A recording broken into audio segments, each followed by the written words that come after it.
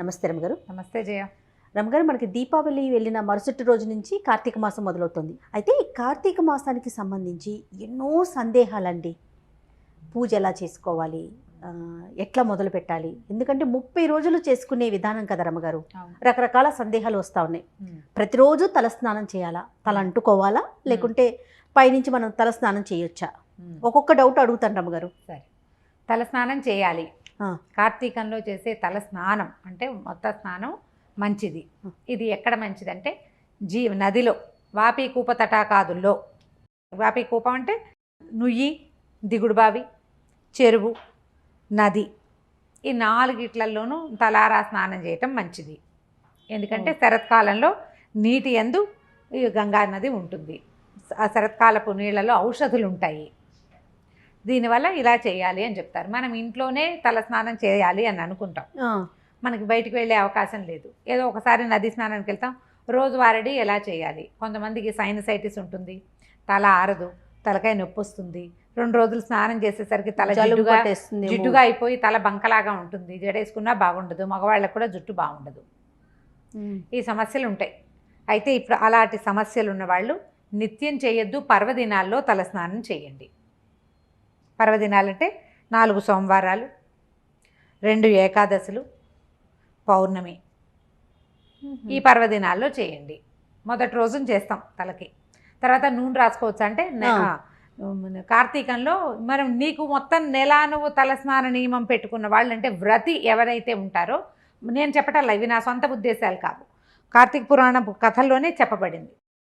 అంటే వ్రతంగా తీసుకునే వాళ్ళు ఏం చేయాలి? కింద పడుకోవాలి, భూశయనం, ఏకభుక్తము భూశయనము, నూనె రాసుకోకూడదు, నిత్యము తలస్నానం చేయాలి, తెల్లవారుజామునే చేయాలి, దీపారాధన చేసుకోవాలి, దేవతార్చన చేసుకోవాలి, పురాణ పఠనం చేయాలి, శ్రవణం చేయాలి. పఠనం కానీ శ్రవణం కానీ ఇవి పూర్తిగా నియమం.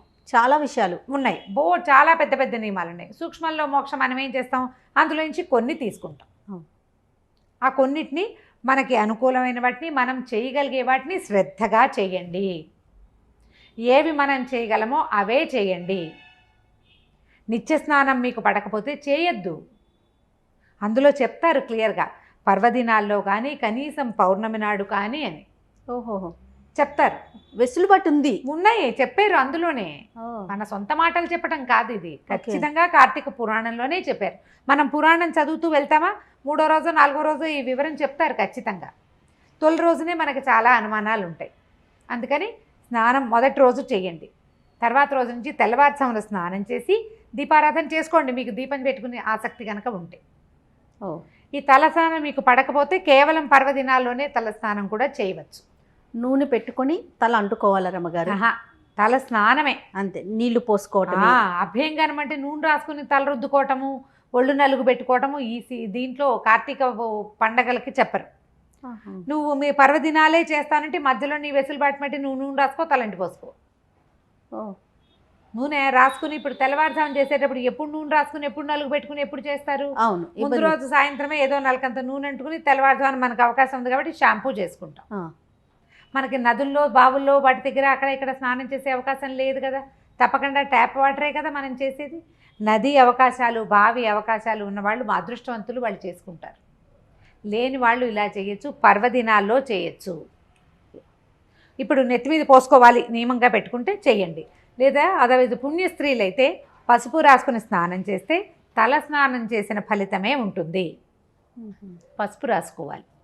పుణ్యస్త్రీలు, భర్త ఉన్నవాళ్ళు అందరూ కూడా పసుపు రాసుకుని, నెత్తి మీద నీళ్ళు పోసుకున్నా పసుపు రాసుకోవాలి, ఒంటి నీళ్ళు పోసుకున్నా ఒక చిటికెడు పసుపు రాసుకోవాలి. చిటికెడు పసుపు రాసుకుని ఒంటికి కంఠస్నానం చేస్తే కూడా తల స్నానం చేసిన ఫలితమే ఉంటుంది. వీళ్ళు దీపారాధన అవి చేసుకోవచ్చు, మడికి ఎటువంటి తప్పు ఉండదు. బాగుంది, ఓకే. తర్వాత దీపం పెట్టుకునే విషయంలో నిత్య దీపారాధన చేయాలంటే పొద్దున్న సాయంత్రం కూడా అవసరమా? అవసరమే. అంటే అది కూడా విధానం. విధానం అవసరమా కాదు, విధానమా? ఏ నియమం పెట్టుకుంటే ఆ నియమం. ఇప్పుడు ఇంట్లో ఎవరైనా సూతకాలు లాంటివి ఉంటే వాళ్ళు నిత్య దీపమే కానీ కార్తీక దీపంగా పెట్టకూడదట. నేను మా పురోహితుడు వావిరాల సుబ్రహ్మణ్యం గారిని కనుక్కున్నాను.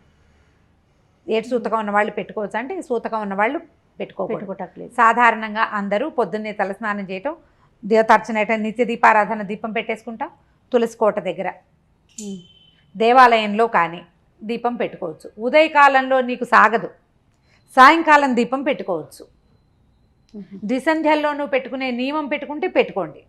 మన నియమాన్ని అనుసరించే అది కూడా పురాణంలో చెప్తారు. కార్తీకంలో ఇంట్లో అసలు దీపం పెట్టుకునే వెసులుబాటు లేదు.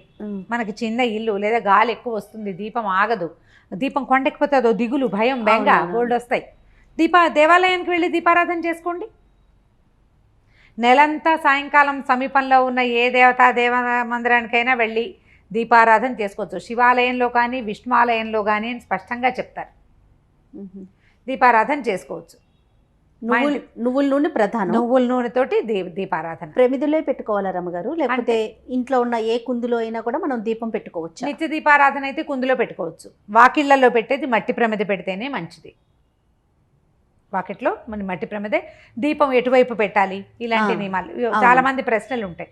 సాధారణంగా మనం నరక చతుర్దశి నాడు దక్షిణం వైపుకి దీపం చూపిస్తాం, యమదీపం అంటాం.